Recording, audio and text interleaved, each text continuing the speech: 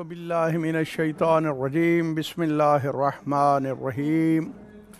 الحمد لله رب العالمين الصلاة والسلام على سيد الأنبياء والمرسلين وآله الطيبين الطاهرين المعصومين واللعنة الدائمة على أعدائهم أجمعين من يومنا هذا إلى لقاء يوم الدين رب اشرح لي صدري ويسر لي أمري واحلل عقدة من لساني يفقهوا قولي واجعل لي من لدنك سلطانا نصيرا أما بعد فقد قال الله تبارك وتعالى في كتابه المجيد والفرقانه الحميد وهو أصدق القائلين وقوله الحق بسم الله الرحمن الرحيم يا أيها الذين آمنوا اتقوا الله وابتغوا إليه الوسيلة اللهم صل على محمد وآل محمد۔ سامعین گرامی، خداوند عالم نے یہ نظام کائنات اسباب کے تابع بنایا ہے۔ خداوند عالم ہر کام کر سکتا ہے، لیکن وسیلے کے بغیر خداوند عالم کسی کام کو ایجاد نہیں کرتا۔ مثال کے طور پر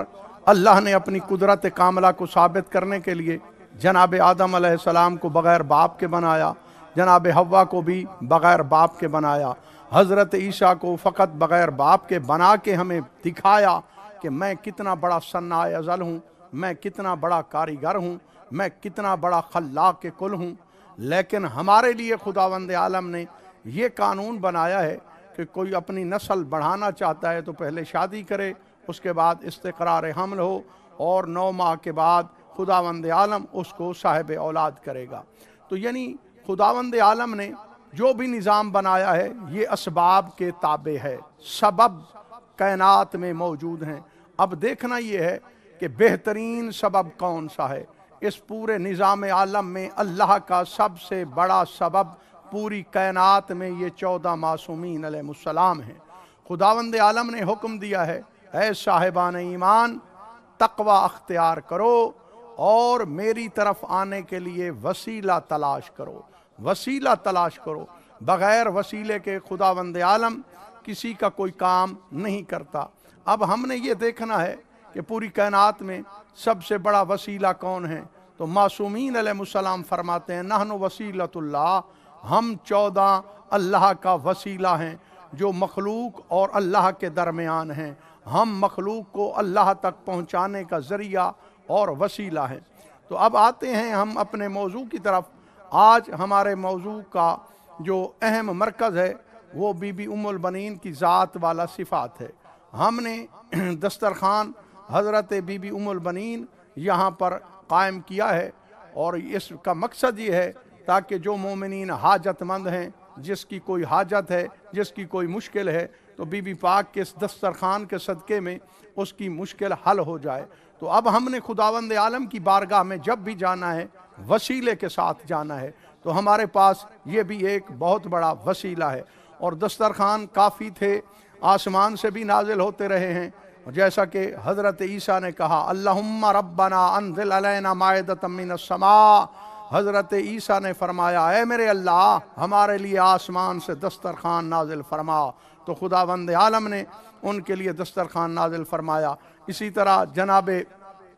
موسیٰ کی قوم کے لیے بھی خداوند عالم نے من و سلوہ نازل فرمایا۔ اور یہ ہم نے جو دسترخوان لگایا ہے یہ مادر حضرت عباس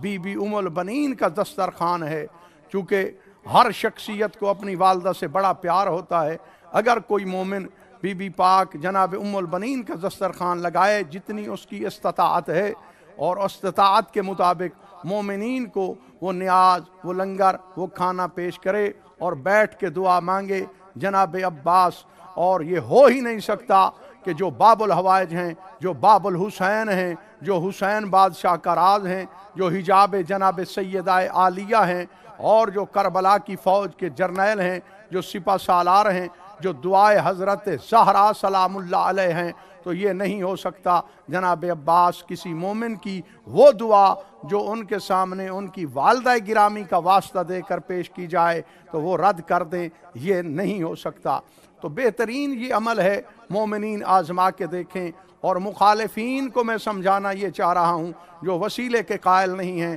جو اہل بیت اطہار کے ساتھ توسل کے قائل نہیں ہیں۔ اب کمال دیکھیں، جناب عیسیٰ علیہ السلام نے دعا مانگی کہ میرے اللہ ہمارے لیے آسمان سے دسترخوان نازل فرما، تو خداوند عالم نے دسترخوان نازل فرما دیا۔ یہ بہت بڑی بات ہے، چونکہ نبی نے دعا مانگی ہے، خداوند عالم نے قبول فرمائی اور ان کے لیے آسمان سے دسترخوان نازل فرمایا، اور ان کے حواری اور دیگر لوگ بہت خوش ہوئے کہ خداوند عالم نے ہمارے لیے آسمان سے کھانا بھیجا ہے۔ اب دیکھنا یہ ہے اہل بیت اطہار کا مقام کتنا عظیم ہے، کتنا بلند ہے۔ یہ منت فقط ہم شیعان حیدر قرار نہیں مانتے، بلکہ منت قرآن پاک میں موجود ہے۔ جناب مریم کی والدہ نے بھی منت مانی ہے، رب انی نظرت لک ما فی بطنی محررا، اے میرے اللہ جو بھی میرے شکم میں ہے میں اس کی یہ منت مان رہی ہوں کہ بیت المقدس کی خدمت کے لیے میں اس کو وقف کر دوں گی۔ تو یہاں بھی منت ہے،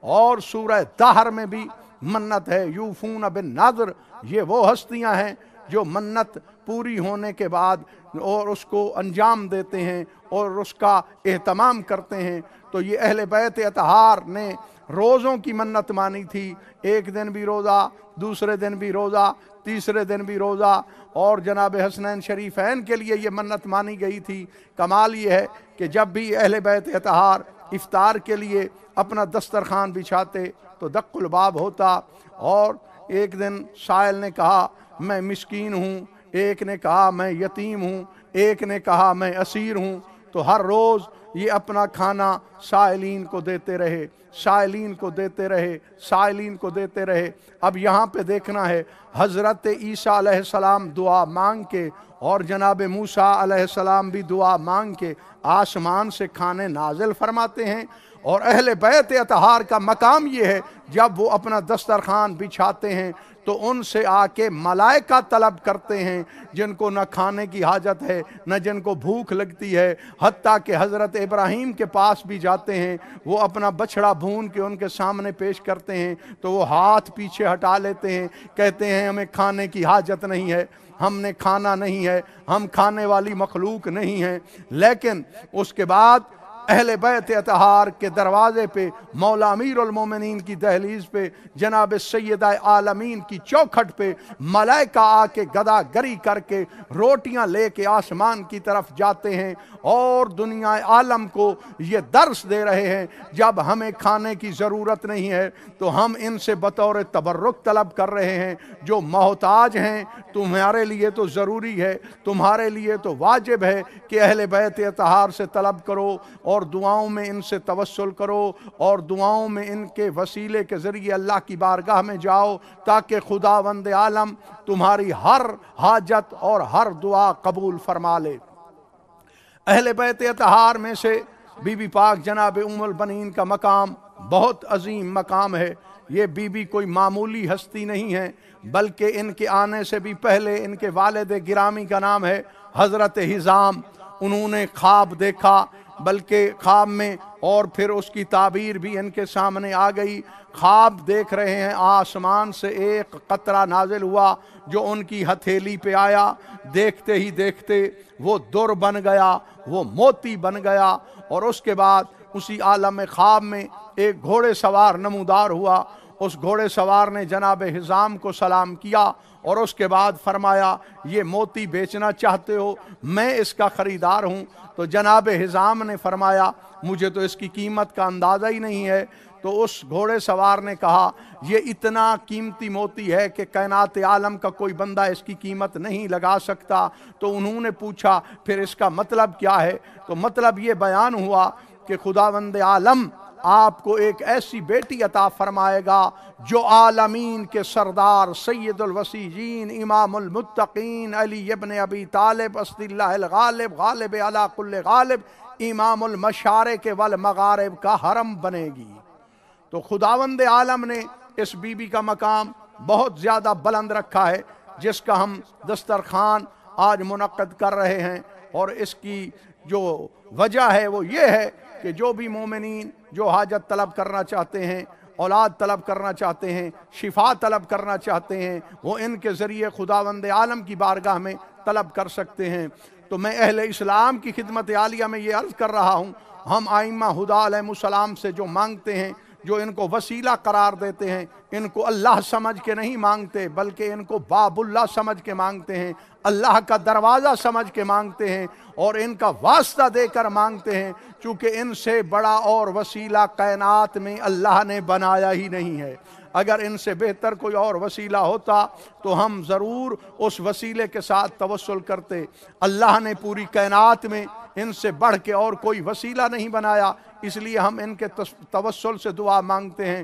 اور بی بی ام البنین کے ذریعے سے دعا مانگتے ہیں تاکہ خداوند عالم ہماری ہر دعا قبول فرمائے اور ہماری ہر مشکل خداوند عالم دور فرمائے۔ اور یہ تو بات ہے کہ بی بی پاک کی قربانی بہت زیادہ ہے، جناب ام البنین نے بڑی قربانی دی ہے، جناب عباس جیسا بیٹا اور دیگر 3 بیٹے اللہ کی راہ میں قربان کر دیے ہیں۔ تو یہ کوئی بدعت نہیں ہے بلکہ یہ عین اسلام ہے، دسترخوان لگانا، دسترخوان کی طلب کرنا اور دسترخوان بچھانا، مومنین کو کھانے کھلانا، جو اسلام کا پہلا دن، اسلام کی پہلی ابتدا، وہاں بھی دسترخوان جناب ابو طالب لگایا گیا تھا، وہاں بھی لوگوں نے کھانا کھایا، اور محمد مصطفیٰ نے اپنا مقصد بیان فرمایا، اور اس وقت فرمایا قولوا لا الہ الا اللہ تفلحوا، تم لا الہ الا اللہ کہہ دو اور کامیاب ہو جاؤ گے۔ تو مقصد یہ ہے کہ یہاں پر بھی دسترخوان ہے، اور جناب موسیٰ و عیسیٰ نے بھی یہ دسترخوان طلب کیا ہے۔ اہل بیت اطہار نے جب دسترخوان لگایا ہے تو ملائکہ نے آ کے بطور تبرک ان کے گھر کی پاک روٹیاں طلب کی ہیں، جو کھاتے نہیں ہیں، جو پیتے نہیں ہیں، جن کو بھوک نہیں لگتی، جو انبیاء کے پاس بھی جائیں تو کچھ نہیں کھاتے۔ لیکن کمال یہ ہے کہ جب اہل بیت اطہار کی چوکھٹ پہ آتے ہیں تو سوالی بن کے آتے ہیں، سوال کرتے ہیں اور بطور تبرک لے جاتے ہیں۔ تو اس کی وجہ کیا ہے؟ یہ مخلوقات عالم کو ملائکہ بتا رہے ہیں کہ انبیاء اور ہیں، اہل بیت اطہار اور ہیں، اس لیے ان کے توسل سے دعا مانگو تو خداوند عالم کبھی بھی دعا رد نہیں کرتا بلکہ آپ کی ہر دعا قبول ہوتی ہے۔ اور جناب ام البنین نے بھی ایک خواب دیکھا، اور بڑی عزت والی بی بی ہیں، بڑی عزت والی بی بی، بلکہ میں یوں کہوں گا کہ پوری تاریخ آدمیت میں یہ بی بی مجہول القدر ہیں، کوئی بندہ بھی بی بی ام البنین کا مقام نہیں جانتا۔ کربلا معلیٰ میں بین الحرمین میں یہ الفاظ عرض کر رہا ہوں کہ پوری کائنات میں کوئی نہیں جانتا اس بی بی کا مقام کیا ہے۔ بی بی پاک نے بھی ایک خواب دیکھا ہے، اور بی بی پاک جناب ام البنین کا نام فاطمہ ہے، کنیت ام البنین ہے، اور بی بی نے خواب دیکھا، اپنی والدہ بی بی سمامہ سے بیان فرمایا کہ اماں رات میں نے عالم خواب میں دیکھا، اس وقت دن کا وقت تھا، اور جناب سمامہ اپنی بیٹی جناب فاطمہ جن کی کنیت ہے ام البنین، تو ان کے بالوں میں کنگھی فرما رہی تھیں۔ تو جناب ام البنین نے فرمایا اماں رات میں نے خواب دیکھا ہے، بڑا عجیب خواب ہے کہ میں دیکھ رہی ہوں کہ آسمان والا چاند بھی میری آغوش میں آ گیا ہے، اور اس کے بعد 3 ستارے بھی اس کے پیچھے میری آغوش میں آ گئے ہیں، تو یہ میں نے خواب دیکھا ہے۔ بی بی پاک نے یہ خواب بیان کیا تو والدہ گرامی نے آگے جواب دیا اگر حقیقت ہے یہ تو نے خواب دیکھا ہے تو ہم پھر کسی سے تعبیر پوچھتے ہیں۔ ان کے والد گرامی حضرت حزام کو بلایا گیا، جب حضرت حزام گھر تشریف لائے ان کو یہ خواب بتایا گیا، جب انہوں نے بڑے معبر سے اس کی تعبیر پوچھی انہوں نے یہی جواب دیا ہے اگر یہ خواب سچ ہے تو اس کا مطلب یہ ہے کہ اس بی بی کو اللہ 3 ایسے بیٹے عطا کرے گا، ان میں ایک کا رتبہ اس طرح ہوگا جس طرح آسمان پر چمکتا ہوا چاند ہوتا ہے، اور 3 بیٹے اس طرح ہوں گے جس طرح آسمان پر چمکتے ہوئے ستارے ہوتے ہیں۔ تو جناب سیدہ عالمین نے بھی فرمایا تھا کہ میری دعا سے حضرت عباس دنیا میں آئیں گے۔ حضرت عباس علمدار کا بڑا مقام ہے، اور ان کی والدہ گرامی نے بھی وفا کی انتہا کی ہے، جناب عباس کی وہ تربیت کی ہے، اور جناب عباس کو اتنا عظیم مرتبہ بی بی پاک نے عطا فرمایا ہے کہ جو ہر وقت امام حسین علیہ السلام پہ قربان ہونے کے لیے آمادہ رہتے تھے۔ تو جناب عباس کی والدہ گرامی بی بی ام البنین کے دسترخوان میں یہ تاثیر ہے، یہ بیماروں کو شفا دے سکتا ہے، جو غریب ہوتے ہیں ان کی غربت ٹال سکتا ہے، اور جن کی جو حاجت ہوتی ہے، کسی کا شادی کا مسئلہ ہوتا ہے تو یہ وہ حل کر سکتا ہے۔ اب دیکھ لیں یہ خداوند عالم نے نظام بنایا ہے۔ بھائی علیہ السلام، آپ کی خدمت عالیہ میں عرض کر رہا ہوں، جو بندہ بھی حج پہ جائے مستحب ہے کہ وہاں جا کے آب زمزم لائے، کیونکہ اس میں شفا ہے۔ وجہ کیا ہے؟ اتنے ہزار سال پہلے وہ پانی نکلا ہے اور نبی کی ایڑیوں سے وہ پانی نکلا ہے۔ کیوں بھائی آ کے دیگر مومنین کو وہ پانی پلائے؟ کہ اس میں شفا ہے، اس میں تبرک ہے۔ تو میں یہی عرض کروں گا، جس طرح حضرت اسماعیل کی ایڑیوں سے نکلے ہوئے پانی میں شفا ہے، اسی طرح مادر عباس علمدار کے دسترخوان میں شفا ہے، اور اس میں ہر مرض کی شفا اور ہر غم کی دوا موجود ہے۔ ہمارا اعتقاد ہونا چاہیے، میں یہ جملہ پھر کہہ رہا ہوں، ہم ان کو اللہ سمجھ کے نہیں مانگتے، باب اللہ سمجھ کر، اللہ کا وسیلہ سمجھ کے مانگتے ہیں، چونکہ کائنات میں ان سے بڑا وسیلہ اللہ نے اور کوئی نہیں بنایا۔ اور دیکھ لیں، کسی ایک مستور کا بیٹا شہید ہو جائے، ملک و ملت کے لیے ہو جائے، اسلام کے لیے ہو جائے، مذہب کے لیے ہو جائے، دین کے لیے ہو جائے، تو وہ اپنا سر فخر سے بلند کر کے کہتی ہے، میں شہید کی ماں ہوں، میں شہید کی ماں ہوں، میرا بیٹا قربان ہوا ہے۔ تو میں یہی جملہ کہوں گا، جس طرح ایک عام شہید کی ماں فخر کرتی ہے، جو عباس جیسے جلیل القدر شہید اور سپہ سالار کربلا کی ماں ہے، اس کا کتنا فخر ہوگا۔ 3 بیٹے اور بھی شہید ہوئے ہیں، تو یہ خداوند عالم نے ان کو رتبہ دیا ہے۔ حرم امیر المومنین علی ابن ابی طالب بھی ہیں، اور والدہ گرامی حضرت عباس بھی ہیں، اور یہ وہ بھی ہیں کہ امام حسین بادشاہ بھی ان کو والدہ گرامی کہہ کے پکارا کرتے تھے۔ انہوں نے بھی وفا کی حد کی ہے، بلکہ حسنین شریفین سے اجازت طلب کی ہے۔ جب بی بی پاک عقد کے بعد امیر المومنین علی ابن ابی طالب کے گھر میں داخل ہوئی ہیں، تو دروازے پہ رک کے بی بی نے یہی جملہ کہا ہے، حسنین شریفین، آپ کی اجازت ہے میں آپ کے گھر میں آ جاؤں؟ میں آپ کی اماں بن کے نہیں آ رہی، بلکہ آپ کی کنیز بن کے، آپ کی خدمت گزار بن کے آ رہی ہوں۔ تو یہ معیار معرفت تھا جناب ام البنین کا، اس لیے خداوند عالم نے ان کے دسترخوان میں شفا رکھی ہے، ان کے دسترخوان میں یہ تاثیر رکھی ہے۔ کوئی غریب دسترخوان بچھائے تو وہ امیر ہو جائے، کوئی حاجت روا، کوئی حاجت مند بچھائے تو اس کی حاجت روائی ہو جائے۔ اگر کوئی بے روزگار یہ دسترخوان اپنے گھر میں بچھاتا ہے اور مومنین کو دعوت کر کے کھانا کھلاتا ہے، اور بی بی ام البنین کے توسل سے کوئی دعا مانگتا ہے، تو یہ ہو ہی نہیں سکتا کہ خداوند عالم اس بندے کی دعا قبول نہ کرے، چونکہ ہستی بڑی عظیم ہے۔ جتنی عظیم ہستی ہوتی ہے اتنا اس کا مقام اللہ کے نزدیک بلند و بالا ہوتا ہے، جتنا مقام بلند و بالا ہوتا ہے اور اتنی اس کی دعا میں تاثیر ہوتی ہے، اس کے واسطے میں تاثیر ہوتی ہے، اس کے توسل میں بھی تاثیر ہوتی ہے۔ تو اس لیے تمام میں بلدان عالم کے شیعان حیدر کرار کی خدمت عالیہ میں عرض کر رہا ہوں، جس کو جو مشکل ہے اسے گھبرانے کی ضرورت نہیں ہے، وہ گھبرائے جس کا وارث کوئی نہ ہو۔ ہمارے تو بڑے عظیم وارث ہیں، ہمارے تو جلیل القدر وارث ہیں، ان جیسا تو اور اللہ نے بنایا ہی نہیں ہے۔ اس لیے ہمیں ان کے دروازے پہ آنا چاہیے، ان کے ساتھ توسل کرنا چاہیے، ان کا دسترخوان بچھانا چاہیے، تاکہ ان کے ذریعے خداوند عالم ہماری ہر مشکل دور فرمائے، ہماری ہر حاجت پوری فرمائے۔ اور یہ کوئی بدعت نہیں ہے، بلکہ عین ثواب ہے، مستحب ہے، تاکید ہے۔ مومنین کو کھانا کھلایا جائے، اور عام دسترخوان کے لیے یہ ملتا ہے کہ جب بھی عام دسترخوان پہ لوگ کھانا کھاتے ہیں تو دعا مانگنا ضروری ہے، بڑی تاکید ہے، کیونکہ خداوند عالم اس دسترخوان پر دعا بھی قبول کرتا ہے، اور دسترخوان پر بیٹھا ہوا وقت انسان کی زندگی سے کاٹتا بھی نہیں ہے۔ وہ الگ سا وقت ہوتا ہے جو خداوند عالم دسترخوان پر کھانا کھانے والے بندوں کو عطا فرماتا ہے۔ اس لیے میں یہی جملہ کہوں گا، جب عام دسترخوان کے لیے یہی حکم ہے دعا مانگی جائے تو وہاں دعا قبول ہوتی ہے، تو جو بی بی ام البنین کا دسترخوان ہے اس پر کتنی قبولیت ہوگی، اس پر کتنی خداوند عالم کی نظر رحمت ہوگی، اس پر کتنی خداوند عالم کی برکت ہوگی، اس پر کتنی خداوند عالم کی شفقت ہوگی۔ تو اس لیے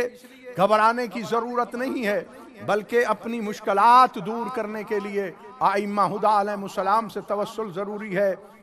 اور بالخصوص یہ دسترخوان جو بی بی ام البنین کا ہے، اس کو آپ عام اور معمولی دسترخوان نہ لیں، اس پر اللہ کی رحمت کا نزول ہوتا ہے، اللہ کی برکات کا نزول ہوتا ہے۔ خداوند عالم اس کے بعد اپنے بندوں سے پوچھتا ہے، او مادر عباس کا دسترخوان بچھانے والو، تم حاجت طلب کرو، اب تمہاری حاجت طلب کرنے میں دیر ہوگی، میری عطا میں کوئی دیر نہیں ہوگی۔ یہ بہت عزت والی بیوی، یہ بہت عزت والی بیوی ہے، اور اس نے بیوی نے بہت زیادہ مصائب بھی دیکھے ہیں۔ تو میں چاہتا ہوں بین الحرمین یہ گفتگو ہو رہی ہے تو ضروری ہے کہ ہماری آنکھیں بھی نم ہو جائیں۔ یہ وہ بیوی ہے جس نے ساری زندگی جناب عباس پہ اتنا گریہ نہیں کیا جتنا مولا امام حسین علیہ السلام پہ گریہ کیا ہے۔ یہ وہ مظلوم بیوی ہے، تاریخ کہتی ہے جنت البقیع میں جا کے امام حسین علیہ السلام پہ روتی تھی، جناب سیدہ کی قبر اطہر پہ آ کے گریہ فرماتی تھی، چونکہ جناب عباس علمدار وہ جری اور وہ بہادر تھے